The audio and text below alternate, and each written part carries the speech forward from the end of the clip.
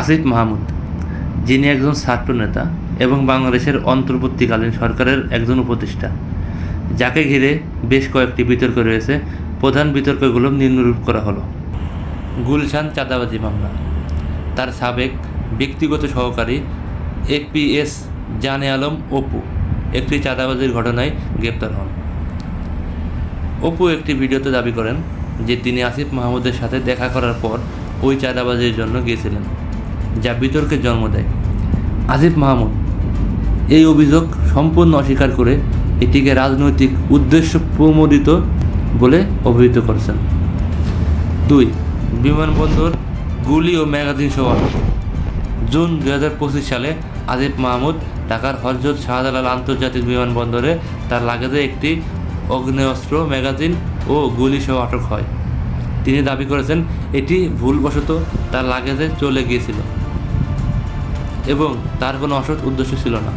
বই প্রকাশ বিতর্ক। মার্চ 2025 সালে প্রকাশিত হয় তার বই জুলাই জন্মভূমি অথবা মৃত্যু, বিতর্ক সৃষ্টি করে।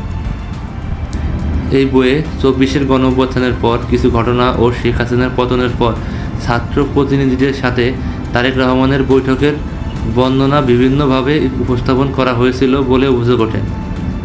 রাজনৈতিক প্রভাব ও মাফিয়া শাসন অভিযোগ। কুমিল্লার মুরাদনগর এলাকায় রাজনৈতিক প্রভাব বিস্তার, ক্ষমতার অপব্যবহারের অভিযোগ রয়েছে তার বিরুদ্ধে। অনন্য রাজনৈতিক মন্তব্য।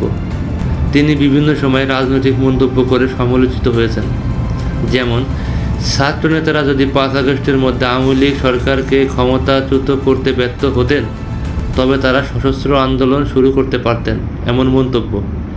ভারতের সাথে চুক্তি বাতিল নিয়ে বিভ্রান্তি এবং মন্তব্য। সাবেক ঢাকার দক্ষিণ সিটির মেয়র ইশরাক হোসেনের শপথ গ্রহণ অনুমোদন না করা এবং সাবেক ক্রিকেটার সাকিবুল হাসানকে নিয়ে মন্তব্য করে বিতর্ক জন্ম দেয়।